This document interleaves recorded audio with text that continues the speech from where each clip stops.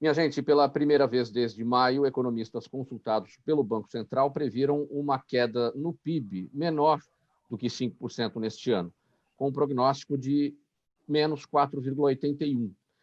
Por outro lado, nas previsões do Boletim Focus para 2020, a inflação passou de 2,65% para 2,99%. Boris Casoy, essa notícia diz retração menor da economia, os economistas aí, a princípio estavam achando um PIB negativo de 5, agora menos 4,81, mais inflação, dólar mais caro, e para o ano que vem uma inflação maior também, antes, aliás, menor, né? 3,42, antes estimado 3,47. Qual que é a diferença entre essa previsão em tempos de pandemia e de todas as previsões que economistas já fizeram e que você tantas vezes leu a respeito do que se esperava para o ano seguinte em termos de crescimento da economia ou de inflação e tudo mais? Eu tenho sempre dúvidas, Mauro, sobre essas previsões. O país estava praticamente parado e, portanto, a inflação fica detida pela própria paralisia da economia. A economia começou a respirar, nós tivemos essa injeção dos R$600, então nós estamos, veja que absurdo, festejando uma redução do PIB negativo. Então, a situação não é boa, é um quadro perigoso. O quadro é perigoso para o mundo todo. O quadro é perigoso para o mundo todo. Então, eu não consigo ver um horizonte na economia brasileira. Eu acho que nós estamos menos pior, a constatação é essa, do que se imaginava.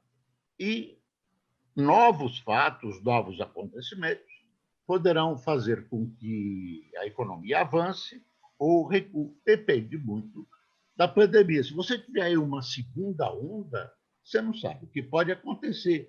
E você, em janeiro, se você não resolver o problema daquelas pessoas que vão ficar sem o auxílio, algum tipo de auxílio, eu não sei o que pode acontecer, uma tensão social muito grande.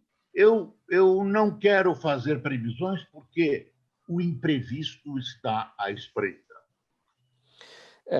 Tem a questão que você destacou, pode haver uma segunda onda, pode vir uma vacina espetacular e as coisas andarem muito bem, então daí a dificuldade de qualquer tipo de previsão. Pedro Horta. Pode vir uma vacina, pegando o gancho teu, pode vir um remédio que pode ser a cura, que é muito mais barato do que qualquer vacina, mas eu acho que a economia nossa, o agro puxou uma gestão responsável aí no agro. A Tereza Cristina, que é a nossa ministra da Agricultura, ela expandiu realmente fronteiras. Acho que nós vamos ter que intervir na questão do abastecimento. E veja, nada novo, hein? Só falta dizer que o presidente agora está intervindo no abastecimento. A gente sempre teve estoque regulador, os estoques feitos pela Conab. O abastecimento sempre baixou o preço. O arroz, por exemplo, diariamente era estocado do Rio Grande do Sul para formar o preço mínimo. Agora, não se engana, tem muito empresário que aproveita e faz isso na crise. Eu mesmo postei no Facebook uma vez que supermercado, comumente eu vou, estava estocado de arroz, veio a alta, ele recolheu e pôs na prateleira num preço extremamente abusivo. Pedro, você tem a questão do produtor? Pedro, eu preciso dizer uma coisa. Esse quadro da economia brasileira tem um responsável, é o PT. O presidente Bolsonaro herdou a chamada herança maldita. Nós não podemos esquecer disso. Os dois governos do PT exauriram a nossa economia. Então, agora, o presidente tem que consertar com o carro andando e com a pandemia. E ele tem tido uma boa, não só do agro muito competente, a questão do Paulo Guedes lá no Ministério da Economia também, e hoje uma certa estabilidade política, dado pelos ministros militares, que eu acho que eles têm vindo, pelo menos, dando uma não pondo gasolina no incêndio. Ô, Boris, no começo da pandemia, muitos dos que passaram por aqui, pelo gente que fala, diziam em falsa dicotomia, quando a gente falava, existia um ponto de equilíbrio entre preservar a saúde das pessoas e preservar também a economia. Não, isso é uma falsa dicotomia. E o que a gente vê hoje, passados 6, 8 meses, muita gente se infectou, muita gente morreu e a economia travou. Você via também falsa dicotomia nisso? Porque hoje o que a gente vê é uma situação, a saúde nem foi preservada e nem a economia foi preservada. Eu acho que esse ponto de equilíbrio entre a economia e a saúde tem que ser procurado, tem que ser encontrado. Se houver algum problema mais, não é preto no branco, tudo tem nuances, não é uma gestão da economia ou da saúde que se choca. Isso é uma tarefa da administração de conjugar duas coisas que são vitais para o país. Não tem uma dicotomia marcada, assinalada, pronta, né, que consta dos manuais.